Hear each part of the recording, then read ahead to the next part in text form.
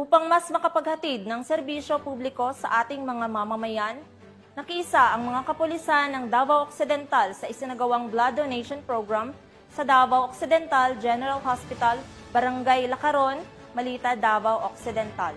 Ang buong detalye ng balita mula kay Patrolwoman June Mary Joy Rupin.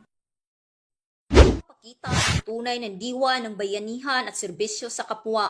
Nagsanib pwersa ang mga kapulisan mula sa Davao Occidental Police Provincial Office at mga kawan ng 73rd Infantry Battalion Philippine Army sa isang matagumpay ng blood donation program na isinagawa nito lamang Agosto 6 taong kasalukuyan sa Davao Occidental General Hospital, Barangay Lacaron, Malita, Davao Occidental.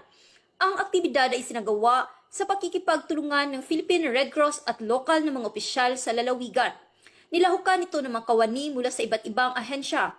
Nakalikom ang programa ng maraming blood units na agad na itinalaga para sa mga pasyenteng nangangailangan, partikular na ang nasa emergency care, operasyon o may malubhang karamdaman. Nagpaabot ng pasasalamat ang Philippine Red Cross at health partners sa aktibong partisipasyon ng mga kapulisan at sundalo at iba pang ahensya.